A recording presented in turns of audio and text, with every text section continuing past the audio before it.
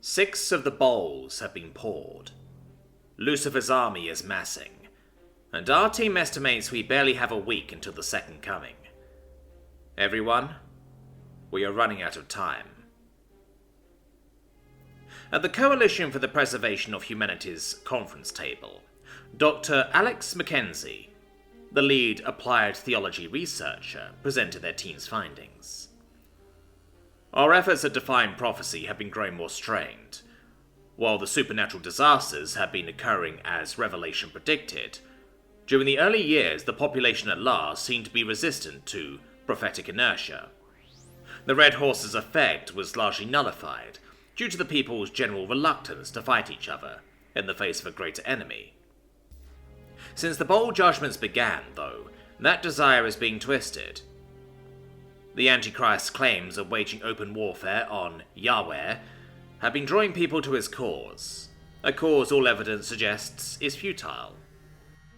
If Revelation is to be believed, which we have little reason to doubt by now, Yahweh is going to annihilate everyone who joins him, a death toll that will dwarf every war we've ever fought.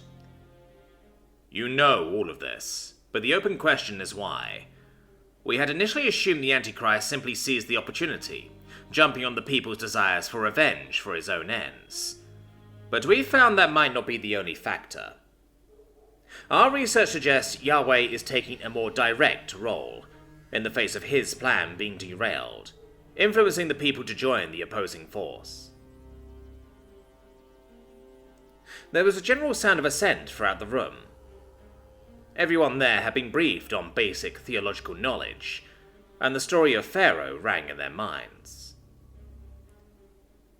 Perhaps the more important question, however, has been how is our group still in existence, rather than having been smote by Providence. We believe we have found out why. Another murmur went through the assembly. Humanity was strapped for advantages, and knowing what was keeping them alive seemed as good a one as any. We theorize that Yahweh is bound by prophecy, as much as he makes it.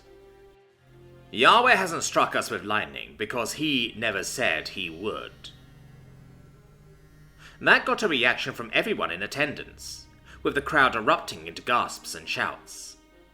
"Never said he would," one member spluttered. "Half of the book is him declaring the fate of his enemies." "Not quite," Mackenzie replied. "Yahweh talks at length about the fate of the followers of the Antichrist and Lucifer, but it's always been that simple us versus them dichotomy. He never accounted for a third party stepping in, and that keeps us from being obliterated or turned to the Antichrist's side." Another member spoke up. "That's all well and good to keep us alive, but how does this help us win?" "What happens when you give a computer input it doesn't expect? It crashes," he said automatically, before the realization hit him. "You're saying we're going to brick Yahweh?" "Exactly. Yahweh isn't like a simple computer program. He exhibits too much agency for that. Rather, think of him as the most advanced AI in the universe. He can rewrite his own programming, which in this case is prophecy, but he's still bound by it until he does. So we're not going to give him a chance to do so." "Why would this work? We've been trying to throw off prophecy for the last 7 years, and everything is still happening more or less on schedule."